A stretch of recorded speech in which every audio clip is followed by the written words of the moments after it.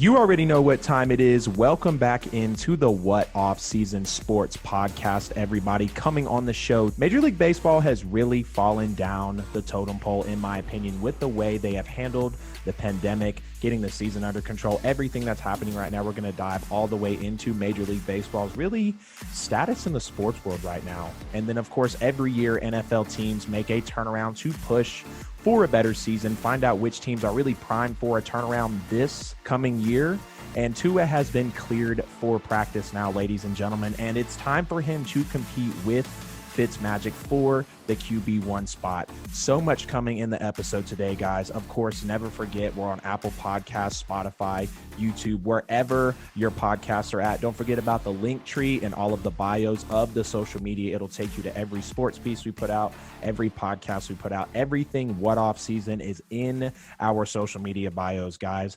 Joining me on today's episode, I've got Jansen Harris, CEO of the Just Good Network, the sports guru himself. Jansen, amazing to finally bring you into the What Off Season podcast, man. Tell me what's going on today, brother. Man, thank you for having me, man. I appreciate you bringing me on, and I'm excited. I'm just excited. It's a good time to talk sports. I know a lot is going on with the pandemic, and that could be depressing, but just got to be positive, man. So I'm happy to be on, and I'm happy to go at it with you, man. Let's do it. I'm excited. Let's do it, bro. I love that too. Everybody's talking about, oh, there's not a whole lot to talk about with sports, but it's like, man, I feel like this is when you'll truly see, the originality and the creativity of everybody is what kind of content can you continue to put out with sports being so out of the normal this year. But we're about to have a great show. Major League Baseball has fallen down the totem pole, in my opinion. And there's just a few points that I want to hit here. But my main concern is how the Marlins' overall picture of baseball is affected. Before I get into my points here, Jansen, I want to ask you, just you being the sports guru that you are yourself and always putting out the sports content, really eating, breathing, and sleeping sports like the podcasters do. How do you feel about, the Marlins right now and how they're potentially going to affect this totally abnormal baseball season? It's pretty embarrassing. I agree. It's embarrassing, man. That's all I could really say about this. The total number of players that have the coronavirus and the coaches have it. I just want to know, where's the social distancing? Right. I want to know, did they not see this coming? Now, if there was a couple players, I would say, okay, I'm a little bit concerned, but it's not a big deal. But Lord, man, the number of players who have the coronavirus, I'm not saying to make a joke of it or make light of it. Right. I'm just concerned about how is this happening and why are they not taking caution? Is it really just overall with sports? It's kind of, and I know we're sports guys, so we want to push for sports, but do people not realize how serious this could be? That right. People have lost their lives. The Marlins, MLB, period, they've handled it bad. But let's look at what Manfred has said. I just want people to know that he pushed for a bubble. He did push for a bubble. I know people are mad at him and have said he's messed things up. We want baseball back. That was a whole movement. But he did push for a bubble. People didn't listen to him. So I just wanted to point that out. Now we're kind of in panic mode, and we don't know what's coming next. And It's looking like they could shut things down. I'm seeing reports about potentially, if it's not handled in better ways, that the season could get shut down, which is pretty embarrassing, but it looks like it can happen, man, because you got to take the safe precaution measures. I know people don't want to hear that, but it's just the truth, man.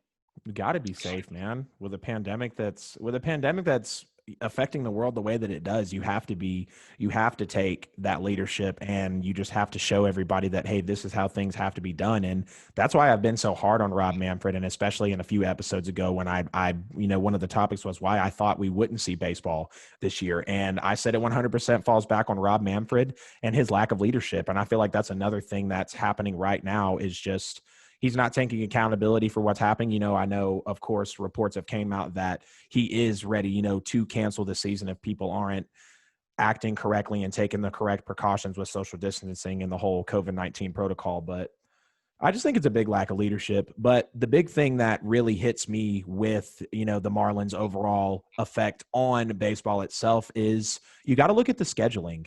will teams just miss games that have the Marlins on the schedule? Because as everybody's seen, it's up to Rob Manfred's discretion when the Marlins come back, how they're going to ease back into things. I don't know if there's been numbers or anything that have broken, said, okay, there has to be this many negative tests and this many days in between. I don't know the whole, what's the criteria for the Marlins coming back into the picture. But Jansen, when you first heard about the Marlins and them kind of being held off under Rob Manfred's discretion, how did it make you think about the schedule just overall with baseball when you first heard about it?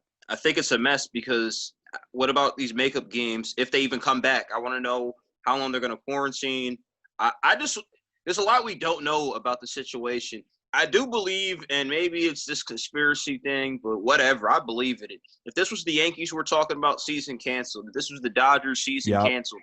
But it's the Marlins, and their people's image attitude is too big for baseball. Exactly. People think, who cares about the Marlins? They're not that good. Florida, this is where Corona basically is at its peak right now. Yep. But maybe that was a mistake. And I think Rob Manfred, to me, we'll go back to his bubble idea and the MLBPA pushing not to have it. I put it on them more than I put on the commissioner, but I know the commissioner's in charge. He's the face man. So I see what you're saying when it comes to things. But at the end of the day, I think the media also plays a defect. I'm hating on guys like us sometimes, but whatever. Mm-hmm. Look, they made it out to seem that they wanted him to be the villain. They wanted to look like the players weren't the villains in this one. But either way, it's a tough situation to be a commissioner in a situation like this. We probably shouldn't have sports, but at the end of the day, people care about profit so much. And what's ridiculous to me, and it's just kind of sick in a way, is that we might actually have high school sports and college sports. And it's like, to me, are you kidding me? I'm not trying to say it's a subject, but are you kidding me? Right. Like, really? No, it's the lack of leadership that's almost almost like a domino effect through all of sports, So I feel you. It's embarrassing, man. I don't even know how college football really has the nerve to continue going. Right. And then you even look like with the GHSA to voting to only delay the high school football by 2 weeks. It was a unanimous vote, 12-0. Exactly. It's crazy. It's crazy how you're not even we're just going to assume that young people are not going to die of this anymore. That's exactly what they're assuming.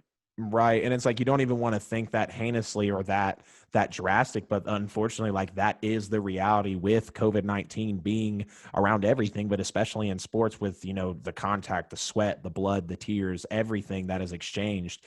And, and like you were just saying, you alluded to a great point there. How in the hell are we going to manage football properly? And I mean, it's unfortunate too, because I was hearing on the radio, coming home from work, and they're talking about how there have been some COVID tests. I want to say it was more COVID tests popping up in baseball, but the people that tested positive per se, or whatever it may be, they originated from New Orleans.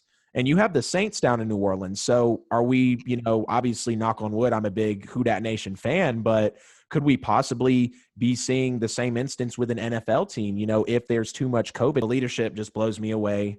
And that's really the thing that sticks with me. But when you look past the scheduling, like I was just mentioning with the whole scenario of the Marlins coming back, and they're under Rob Manfred's decision, the MLB commissioner. And, is there a timeline for coming back? Nobody knows yet. Nobody knows specifically what's going to happen. Are we just short a team for the rest of the season? How do we make up for the teams that had the Marlins on their schedule for, X amount of games, with the Braves and the Phillies and the Nationals? I mean, then you got to factor in, okay, well, how do we make up those divisional games? Because, those divisional games at the end of the season, those factor in a lot. And, exactly. Football, but especially with baseball, when you have, it's still a lot of games with 60, but when you have 162, those divisional games matter.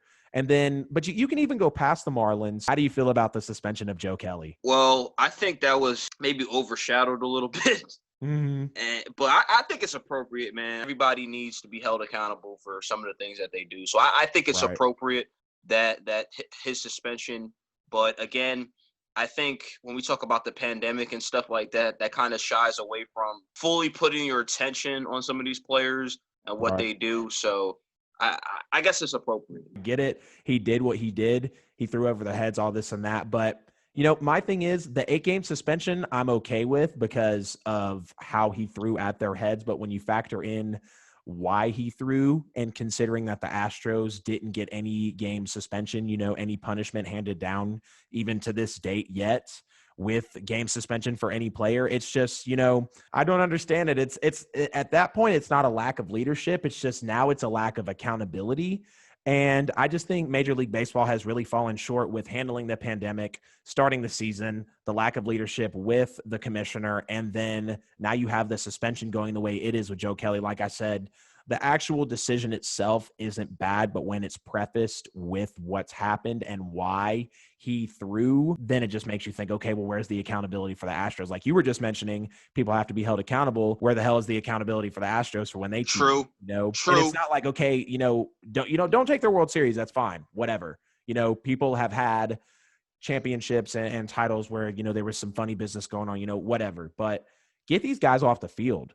Get these guys off of the diamond. They don't deserve to be there. And the fact that they just have the chance to go back this year and compete for another one, it's just what I don't agree with. But at the end of everything, I really do feel like Major League Baseball they really knocked themselves down on the totem pole. And I hate to say that because I know how profitable of a business baseball is. And I just know the general population it can bring around it and all the hype that's around baseball. I love the World Series. I love October baseball, playoff baseball. But as much as the season's going to be here, I don't know if baseball sits right with me this year. How do you feel about that, Jansen? You're 100% right, and you're telling the truth, man. That's the reality. This is what they do, man. I don't even think the Astros really should even qualify, I guess, for the playoffs this year or even have the World Series. Because when you openly cheat and then you just – basically you're saying that cheating is okay.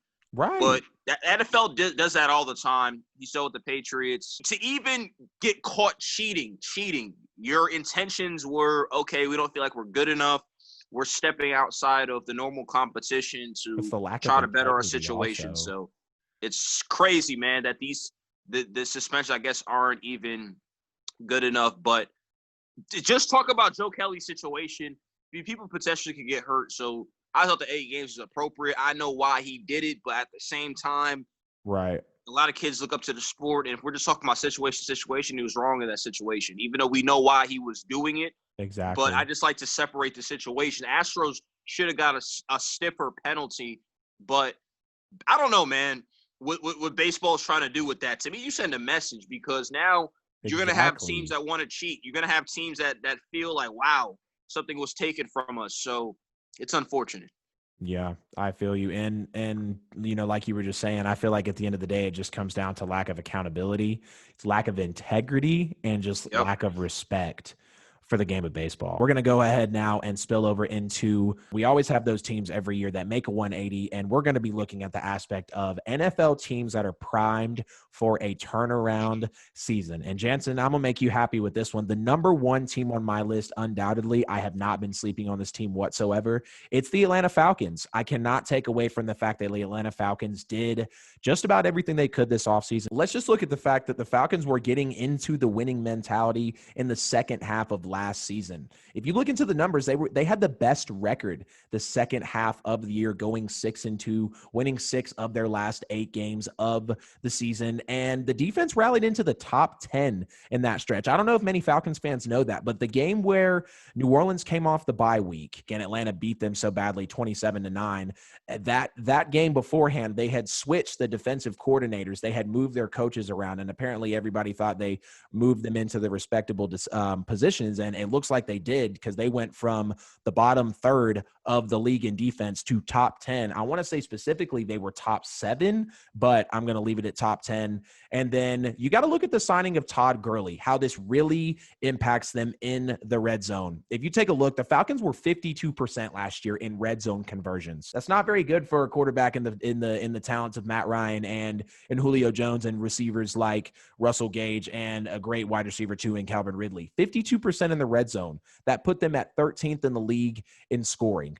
But signing Todd Gurley is some optimism in the backfield, because 11 of his 12 touchdowns last year came inside the 10-yard line. So if Todd Gurley can't provide you those, 10 to 15 to 17 carries, whatever the case may be for Todd Gurley this coming season, he can punch the ball into the red zone for you. And before I get spilling over into a little more of everything here, Jansen, I want to ask you, what was your favorite thing that the Falcons did this offseason to benefit the team? My favorite thing the Falcons did was I'm glad they took a cornerback, first of all, in the first round of the draft. They desperately need a corner. And I don't know why a lot of teams in the NFL pretend like they don't need top corners or they don't need guys who could cover, because to me, it's such a game now in the NFL where the advantage is so tilted towards the offense. You need guys who could cover. You need guys who won't hold down the field, because that 5-yard penalty of defensive holding is automatic first down. So if it's like 30-19, little 5-yard up holding, it's automatic first down. The pass interference calls, you see that often with some of these cornerbacks not turning their head. So I like what they did with A.J. Terrell, bringing him in. Now, Dante Fowler Jr., it's 50-50 how people view him. I think the 25-year-old has things changed around. Some people say he's a product of Aaron Donald. I don't believe that personally. Do I believe he's going to be the top sack guy in the league? I don't know about all that. He's talking like it in the press conferences. He needs to at least get 11 to 12 sacks the way he was talking. I agree. The way he produced with the Rams. So if he could do that. An 11.5 sack season, I want to say. Yeah, so he needs that production. He needs to keep that same energy for me to be satisfied. So that move was great. Now, Todd Gurley, he claims the knee's not an issue. He's 25 years old. He's been an all-pro. You know this, man. He's been a productive player. If Todd Gurley could be 85 to 90% of what he was with the Rams, and that's a big if, because I do believe there's some truth to that knee, then what you're going to see is a Falcons offense that could be as dominant as they were in 2016. I'm not sitting here saying the Falcons are the number 1 or 2 or 3 or 4 team in the league. I am not saying that. They have a long way to go. We have to play these games to see how good they are. I'm not even saying they're going to win the division.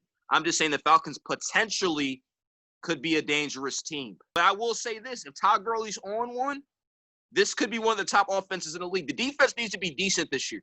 The defense can be decent, they'll be in the playoffs. Decent, 15th best, something like that. They need the that. NFC South is too lethal on offense to have weak corners and a weak defense, man. They need decent, but the only problem with them is they might need to. I know they added a guy, Denard, from Cincinnati, who's kind of was a bust, and let's see what he has. I'm not one of these guys who say, oh, well, maybe he could. We'll see. I don't think it's a great sign. They need another veteran cornerback.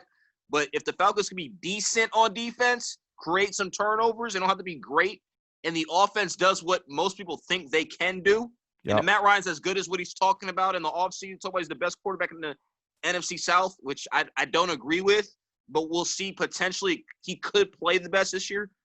Then watch out for the Falcons. But they could potentially make some noise. Of course. They could be a top 10 team in the league. I fully agree. If the defense steps up, because the offense has been there.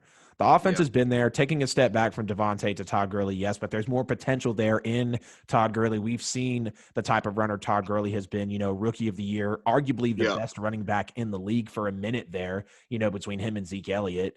But yeah, I feel you, man. The Falcons have a lot of potential. And like you were saying, it was a great investment in Dante Fowler coming off career highs in sacks and tackles for loss. And you even look, Atlanta's pass rush last year was awful. They were almost dead last in the league. Going back to that New Orleans game where they beat them 27-9, Atlanta came into that game with 6 sacks. They sacked Drew Brees for 6 times in that game alone. They met their season sack total in that one game against Drew Brees. Now, given that was the game that Andrews Pete broke his arm and the offensive line went down a little bit, but I'm not going to take anything away from Atlanta. They capitalized on that, and they turned around the pass rush. They turned around a lot, ironically, in that game against the Saints. Comes to show, Atlanta got hot last year at the end of the season, something they have really failed to do at all in the past 3 seasons. Getting hot, winning 6 of your last 8, just winning 6 of 8 games. That hasn't been something Atlanta has been able to do, and anything Atlanta has done since the Super Bowl year. Say what you want about Julio and Calvin Ridley, but they're one of the best wide receiver tandems in the league right now. I think Calvin Ridley is primed for a breakout year.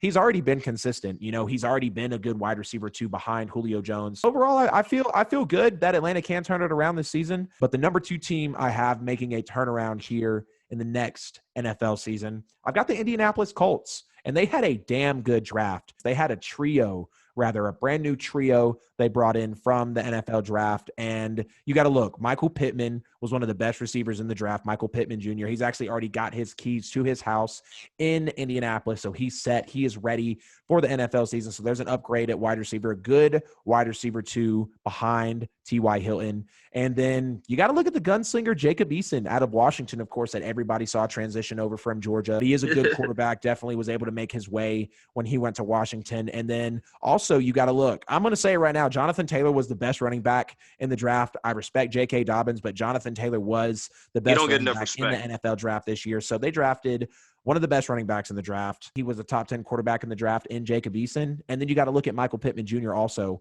And there's just more firepower in the backfield at the end of the day. But I want to ask you, Jansen, do you think the Colts can really turn it around this year? Do you think that they could be primed to turn around and win 10, 11 games this year with the draft class they just brought in? Absolutely. They could win the division. I know agree. Everybody's high on Tennessee, but to me, man, I got to see what Derrick Henry does this season. I do believe momentum up. Yes. I do believe Derrick Henry is a Pro Bowl running back. I'm not going to crap on him. I'm a big supporter of running backs doing their thing, getting their money. I'm glad he got his money. Probably should have got more money. But I'm not going to sit here and pretend like I think Ryan Tannehill's that good. Right. I don't think Ryan Tannehill's that good. He did what he had to do last season. He got paid. But I don't think Ryan Tannehill's that good. Now, let's look at Houston real quick. Houston, to me, digressed. Mm-hmm.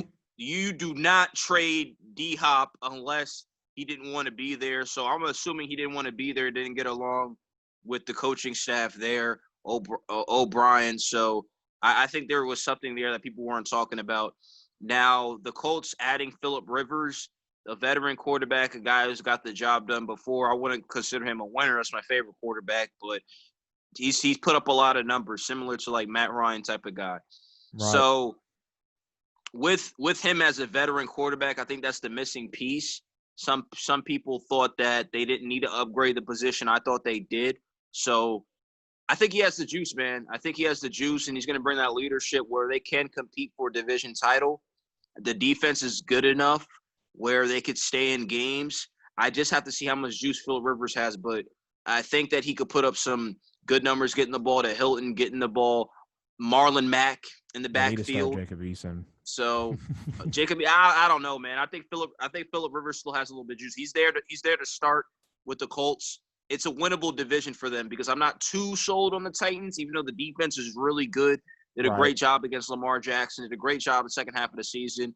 But they're not a lot to me like a 12-win team. They could easily win 9 games or 10 games, but they're not a complete dominant team. In Houston, I would have had favor to win the division.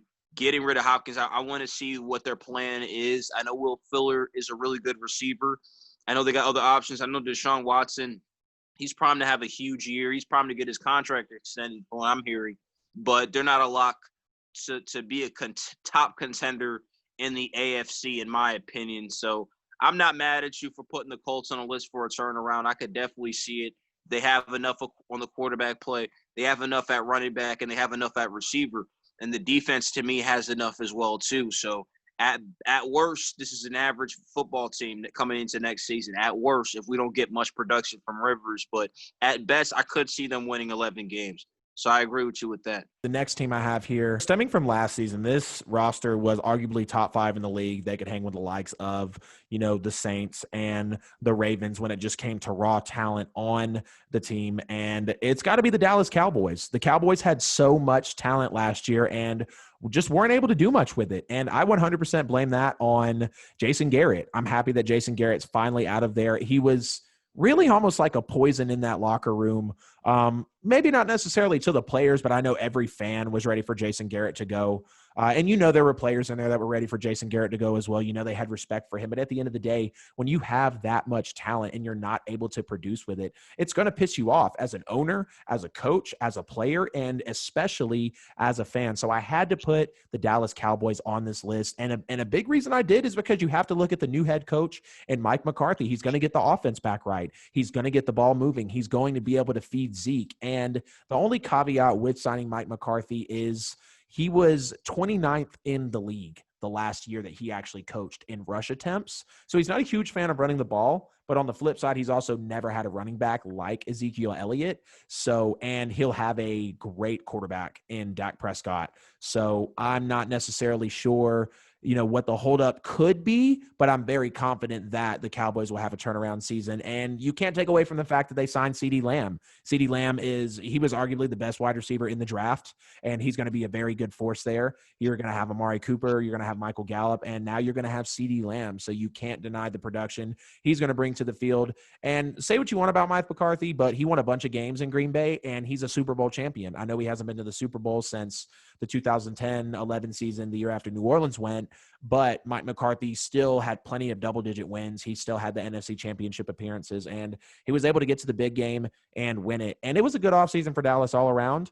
Do you feel like Dallas could turn it around next year, though, Jansen? Absolutely. CeeDee Lamb, you spoke on it, Adam. Thank you for mentioning that. I think he could have a huge season with Dallas year one. Dak Prescott. He could have 800 yards receiving as a rookie, possibly, man. Exactly. And you have a guy like Dak Prescott who was second in the league in passing yards last year. Dak Prescott's just getting better. He has a lot to prove coming into this year. I think he was disrespected by that contract not being extended. And you've seen, I've been talking about this all off season. $31.4 million, that ain't no scrub money right there. I'm just saying out of respect, you got a long-term deal. So expect him to ball out.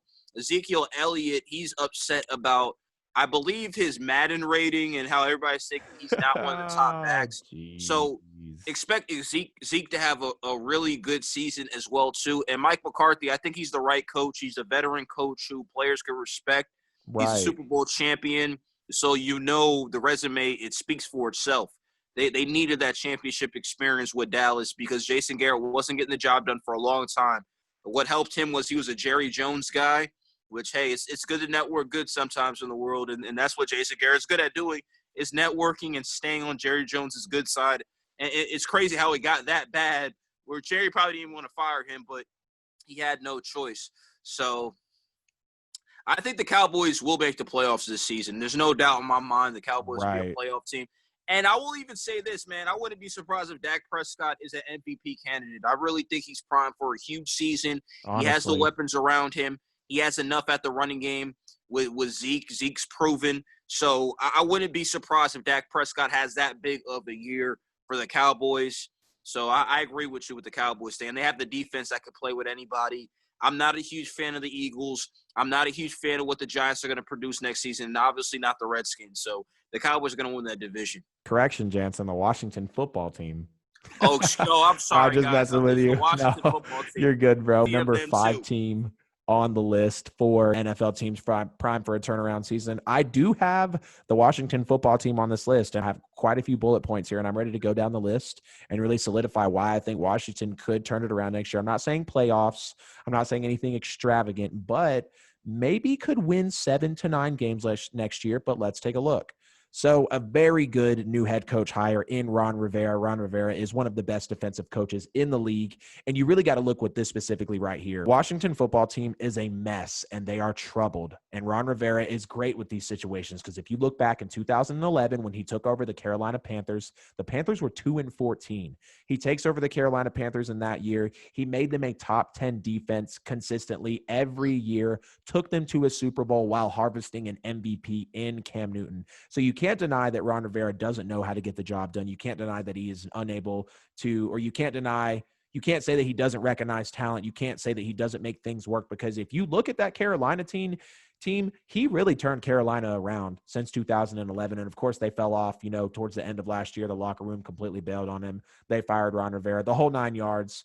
But I do think the Washington football team just by bringing in Ron Rivera, even if they didn't draft Chase Young, even if they didn't have the good wide receiver draft, even if they didn't have, Dwayne Haskins, which I'm not that high on anyways. But, just bringing in a presence in Ron Rivera and seeing what he's been able to do. And he brings that confidence to the table. He brings that swagger to the table. You never really hear a whole lot from Ron Rivera, but he's over there on the sidelines with the slick black hair and the glasses and, the arms crossed. I mean, he's got the swagger of the coach, and I think he's got the coaching culture specifically at the end of the day for the Redskins. But before we get into the draft, what do you think specifically with the hiring of Ron Rivera? How did that really how do you think that impacted the Washington football team, Jansen? It made Washington better. It's an upgrade from what they were accustomed to. Ron Rivera is a proven winner. Ron Rivera is a tough guy. He can build defenses. And yes, he can. With him adding Chase Young, I think it's years away. They still have a lot of problems protecting Dwayne Haskins. They still have a lot of problems throwing the football. They have a lot of problems getting consistent running game from Washington, from what we're getting from Washington. So I don't see it. I don't think the Redskins will improve that much. Could they win 6 games? Potentially find a way to do that, but I'm not really high on the Redskins. Dwayne Haskins, I have to see some consistency. Year 1, Ron Rivera, I don't think will be as good as maybe year 2 or 3 down the road. They still have to build this team. They still have to build around Chase Young. Defensively, they still have to build around Dwayne Haskins. But some people like their draft, so we'll see, man. But to me, from my perspective, I don't see much out of the Washington football team. I feel that. I feel that. And what's actually crazy enough is the reason that made me kind of want to lean towards this a little bit is that I think they had a beautiful draft. If you look back into it, I wouldn't say a beautiful draft, but I think they had a good draft for their situation. Obviously, the best player in the draft in Chase Young, he's going to be a top 5 pass rusher automatically, I think, coming into the league. He could break the rookie sack record. I'm not going to say top 5 pass rusher. That is a little bit of a stretch, but I do think he could be top 10. I think he will be a force coming into the NFL early on. Definitely defensive rookie of the year. I think 100% Chase Young is winning the defensive rookie of the year this coming season. And you got to look at the wide receiver core, how they improved with a huge steal in the draft. Some people say Antonio Gandy-Golden out of Liberty was maybe the biggest steal of the draft for the round he was taken in and the value he brings to the table, because you can't deny it. Look at his numbers. He was a 1,000-yard, 10 touchdown. That's right. 1K double-digit touchdown receiver in all 3 of his seasons at Liberty. So he's a force coming in as a rookie already. Of course, you got Terry McLaurin, who is a top 5 receiver when it comes to second and third year receivers in the league. And then you got to look at Antonio Gibson coming out with a 4.39 40 time. So that raw speed on the field, especially in the wide receiver core. Don't be surprised if you see a little wildcat, maybe some jet sweeps here and there. But at the end of the day, I do think that the Washington football team had a good draft. The head coaching hire in Ron Rivera combined with the decent draft that they had.